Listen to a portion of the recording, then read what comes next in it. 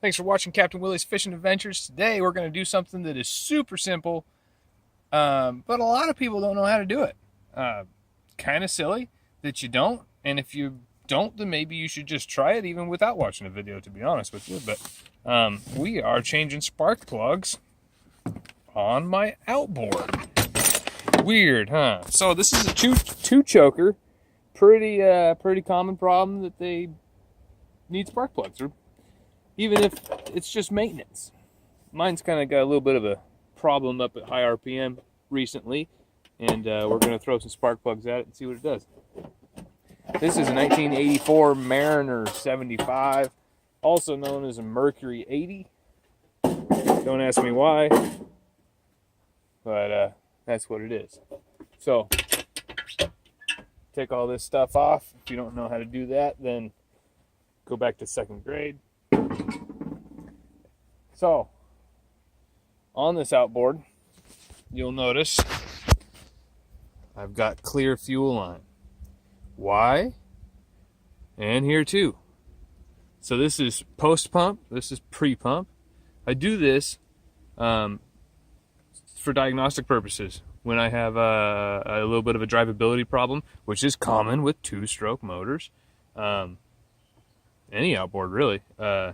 Here, I can see if it's a fueling issue. If I'm starving before the pump, I'm going to blame it on the primer bulb or a line or, anything from here down. And if I'm getting some air in the line post-pump, then I'm going to blame it on the pump. Obviously, pre-pump and post-air. Yeah, never mind. We're not going to get into that. We're going to stick to the original plan. So with these spark plugs, the problem that most people run into where they get a little bit lost is that one. So it's 4-cylinder, and it's got this clamp thing right here. This holds all the spark plug wires in the right order, so that you can see where they go. See, pretty straightforward. Anyway, so you can yank these off one at a time. Kind of get your hand down in there and pull that off. How I did that was my fingers like this. So here we go. These spark plugs, I like to go through and make sure that they're not hand tight, so they can back out.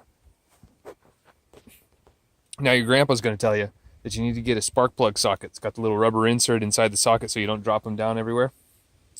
Here's what I do. Because of that guy down there. Wrench. Stick the wrench on there. Give it a little Stick the wrench. Stick the wrench. And I'll save that one for last. Now that you've done that, I know, watching Will change spark plugs. Really? Is this necessary? What do we have here? Okay. So a little bit of fuel on there, which is normal. A little bit of a side arc, but these don't have the arcing electrode, which is normal.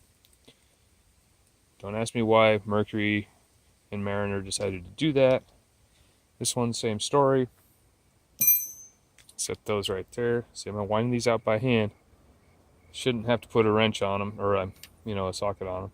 What I'm looking for when I take these out is, see, look, I'm going to get the wrench down on this one now, and a little, love it. And then I stick my hand down in the gussie and turn her on, or off in this case.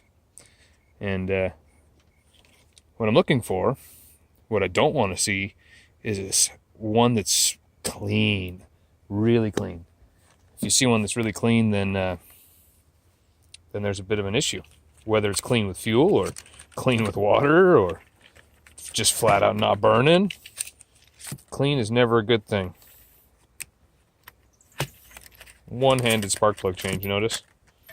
Okay, old and new. See, if you pull one out and it looks like this, you got problems. Most of the time, when you pull one out and it looks like this, it's because oh, bottom one in first. Always put things together the same way you took them apart, only backwards. Most of the time you see a spark plug that comes out and it's super clean, it's usually washed, they call it. And that just means that it's not burning the fuel. So either that means no spark or way too much fuel.